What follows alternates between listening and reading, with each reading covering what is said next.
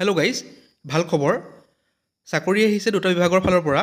সকলোবোৰ কম কেনেকৈ এপ্লাই কৰিব, তাৰ লগতে কিমানটা পোষ্ট আহিছে, আপোনালোকৰ এডুকেশ্যন কোৱালিফিকেশ্যন কি লাগিব, এজ লিমিট কিমান, তাৰ লগতে আপোনালোকৰ চেলাৰী কিমান হ'ব। গতিকে ভিডিঅ'টো স্কিপ নকৰাকৈ শেষলৈকে চাই থাকক। আৰু যদিহে চেনেলটো নতুনকৈ আহিছে চেনেলটো ছাবস্ক্ৰাইব কৰি দিব আগলৈ এনেকুৱা ধৰণৰ জবৰ কুইক আপডেট পাবৰ কাৰণে। গতিকে আহক আমি ভিডিঅ'টো আৰম্ভ কৰোঁ। দেখা পাইছে ফাৰ্ষ্ট পোষ্টটো আহিছে ডিষ্ট্ৰিক্ট লিগেল ছাৰ্ভিচ অথৰিটি ডিব্ৰুগড়ৰ ফালৰ পৰা। পোষ্টৰ নাম হৈছে লোৱাৰ ডিভিজন এছিষ্টেণ্ট কাম টাইপিষ্ট। কেটেগৰী দেখা পাইছে আনৰিজাৰ্ভ, অৰ্থাৎ সকলো কেটেগৰীৰ পৰা এই পোষ্টটোৰ কাৰণে এপ্লাই কৰিব পাৰিব। নাম্বাৰ অফ পোষ্ট এটা পোষ্ট আছে আৰু স্কেল অফ পে'টো দেখা পাইছে 14,000 টকাৰ পৰা 70,000 টকালৈকে, আৰু ইয়াত গ্ৰেড পে থাকিব 6,200 টকা। এই পোষ্টৰ কাৰণে এডুকেশ্যনেল কোৱালিফিকেশ্যন বিচাৰিছে গ্ৰেজুৱেশ্যন, অৰ্থাৎ আপোনালোকে আৰ্টছ, ছায়েন্স, কমাৰ্চ য'ৰ পৰাই নহওক গ্ৰেজুৱেশ্যন কৰা হ'লে এই পোষ্টৰ কাৰণে এপ্লাই কৰিব পাৰিব। আৰু দেখা পাইছে applicant must have 6 months diploma, তাৰ লগতে আপোনালোকৰ 6 monthৰ এখন কম্পিউটাৰ চাৰ্টিফিকেট লাগিব, অৰ্থাৎ আপোনালোকে কম্পিউটাৰ কোৰ্চ কৰা হ'ব লাগিব এটলিষ্ট 6 মাহৰ। 1 বছৰ হ'লেতো ভালেই। দেখা পাইছে এজ লিমিট দিয়া আছে যে আপোনালোকৰ 18 বছৰতকৈ কমৰ হ'ব নোৱাৰিব আৰু 40তকৈ ওপৰ হ'ব নোৱাৰিব, কিন্তু ইয়াত আপোনালোকৰ এজ ৰিলেক্সেশ্যন থাকিব এজ পাৰ গভৰ্ণমেণ্ট নৰ্মছ। দেখা পাইছে ইয়াত চিলেকশ্যন প্ৰচিডিউৰটো মেনশ্যন কৰা আছে। Candidate will have to appear in written test comprising general knowledge, logical reasoning, Assamese general knowledge of 100 marks। গতিকে আপোনালোকৰ এটা ৰিটেন টেষ্ট হ'ব। দেখা পাইছে ছাবজেক্টবোৰ কি আহিব, ইংলিছ, লজিকেল ৰিজনিং, আছামিজ আৰু general knowledge. Multiple choice question হ'ব।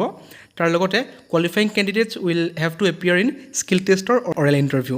যদি আপোনালোকে কোৱালিফাই কৰে ৰিটেন টেষ্ট, তেনেহ'লে আপোনালোকৰ এটা স্কিল টেষ্ট হ'ব, তাৰ লগতে অৰেল ইণ্টাৰভিউ এটা কণ্ডাক্ট কৰা হ'ব। আৰু আপোনালোকৰ এমপ্লয়মেণ্ট এক্সচেঞ্জ আপডেটেড থাকিব লাগিব, অৰ্থাৎ আপোনালোকৰ নাম উঠোৱা হ'ব লাগিব এমপ্লয়মেণ্ট এক্সচেঞ্জত। এতিয়া চাওঁ আহক আপোনালোকে কেনেকৈ এপ্লাই কৰিব এই পোষ্টটোৰ কাৰণে। দেখা পাইছে duly field applications in standard application form. যোনখন ষ্টেণ্ডাৰ্ড এপ্লিকেশ্যন ফৰ্ম পায় সেইখন আপোনালোকে ফিল আপ কৰিব লাগিব সকলোবোৰ পাৰ্চনেল আৰু এডুকেশ্যনেল কোৱালিফিকেশ্যনৰ ডিটেইলছ দি পেলাই। তাৰ লগতে আপোনালোকৰ সকলোবোৰ এডুকেশ্যনেল কোৱালিফিকেশ্যনৰ ডকুমেণ্টছ ইয়াত দিব লাগিব। তাত আপোনালোকে ছেল্ফ এটেষ্ট কৰি দিব লাগিব, অৰ্থাৎ নিজৰ ছিগনেচাৰ কৰি দিব লাগিব। দেখা পাইছে তাৰ লগতে 2 copy recent passport size photograph দিব লাগিব। আৰু আপোনালোকে এড্ৰেছ কৰিব লাগিব the secretary district legal service authority Dibrugarh. আপোনালোকে কি পোষ্টৰ কাৰণে এপ্লাই কৰিছে, যোনটো পোষ্টৰ ওপৰত মেনশ্যন কৰিছে যে লোৱাৰ ডিভিজন এছিষ্টেণ্ট কাম টাইপিষ্ট বুলি, এনভেলপটোৰ ওপৰত লিখিব লাগিব ক্লিয়াৰলি। দেখা পাইছে clearly be mention at the top of the envelope, আৰু আপোনালোকে তাত নিজৰ কণ্টেক্ট নম্বৰটো ভালদৰে দিব, সেইটোৰ যোগেদি আপোনালোকক কণ্টেক্ট কৰা হ'ব। আৰু আপোনালোকে নিজৰ নামবোৰ চাব পাৰিব, যোনটো ৱেবছাইট দিয়া আছে dibrugor.dcourts.gov.in। তাত গৈ পেলাই আপোনালোক যদি এলিজিবল হয় তেতিয়াহ'লে আপোনালোকৰ নামবোৰ এই ৱেবছাইটটোত গৈ পেলাই চেক কৰিব পাৰিব এপ্লাই কৰাৰ পাছত। আৰু এপ্লাই কৰাৰ লাষ্ট ডেট দিয়া আছে 4/7/2026, অৰ্থাৎ 4 জুলাইলৈকে আপোনালোকে এই পোষ্টৰ কাৰণে এপ্লাই কৰিব পাৰিব। সকলোবোৰ ডকুমেণ্টছ নিজে গৈ দিব পাৰে। যদিহে আপোনালোকে বেলেগ ডিষ্ট্ৰিক্টৰ পৰা হয় তেনেহ'লে আপোনালোকে বাই পোষ্ট পঠাব পাৰে ডকুমেণ্টবোৰ, আৰু যদিহে ডিব্ৰুগড়ৰ হয় তেনেহ'লে নিজে গৈ পেলাই আপোনালোকে দিব পাৰিব। আৰু যদিহে আপোনালোকে বাই পোষ্ট পঠায় তেতিয়াহ'লে আপোনালোকৰ 4 তাৰিখৰ আগত গৈ পাব লাগিব, অৰ্থাৎ 4 জুলাই আগত গৈ আপোনালোকৰ এপ্লিকেশ্যন গৈ পাব লাগিব, তেতিয়াহে এপ্লিকেশ্যনবোৰ একচেপ্ট কৰা হ'ব। আপোনালোকৰ যদি কোৱালিফিকেশ্যনৰ লগত মিলে তেনেহ'লে এই পোষ্টটোৰ কাৰণে এপ্লাই কৰিব পাৰে। এতিয়া চাওঁ আহক নেক্সট পোষ্টটো ক'ৰ পৰা আহিছে আৰু কেনেকৈ এপ্লাই কৰিব। নেক্সট পোষ্টটো আহিছে GMCHৰ ফালৰ পৰা। দেখা পাইছে department of microbiology, Guwahati medical college.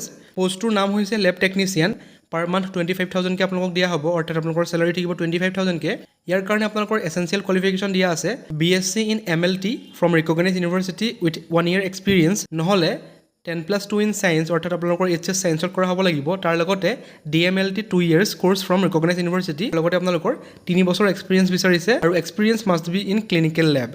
যদিহে আপোনালোকে বেক্টেৰিয়লজিত কাম কৰিছিলে তেনেহ'লে আপোনালোকক প্ৰিফাৰ কৰা হ'ব, অৰ্থাৎ আপোনালোকক প্ৰিফাৰেঞ্চ দিয়া হ'ব। আৰু ইয়াত ডিজাইৰেবল কোৱালিফিকেশ্যনত লিখিছে যদিহে আপোনালোকৰ কম্পিউটাৰ নলেজ আছে, অৰ্থাৎ 6 মাহৰ এখন কম্পিউটাৰ চাৰ্টিফিকেট আছে, তেতিয়াহ'লে আপোনালোকক প্ৰিফাৰেঞ্চ দিয়া হ'ব এই পোষ্টটোৰ কাৰণে। নাম্বাৰ অফ পোষ্ট এটা আছে, আৰু ইয়াত ডেট অফ ইণ্টাৰভিউ দিয়া আছে 24 জুন, অৰ্থাৎ 24 জুন তাৰিখে আপোনালোকৰ ইণ্টাৰভিউটো কণ্ডাক্ট কৰা হ'ব। ইয়াৰ কাৰণে কোনো ধৰণৰ এক্সামিনেশ্যন কণ্ডাক্ট কৰা নহয়। দেখা পাইছে তলত আৰু অলপ মেনশ্যন কৰিছে আপোনালোকে যেতিয়া ইণ্টাৰভিউৰ কাৰণে যাব তেতিয়া সকলোবোৰ এডুকেশ্যনেল কোৱালিফিকেশ্যনৰ ডকুমেণ্টছ লৈ যাব, তাৰ লগতে যি ডকুমেণ্টছ লাগে ইম্পৰ্টেণ্ট সকলোবোৰ লগত লৈ যাব লাগিব।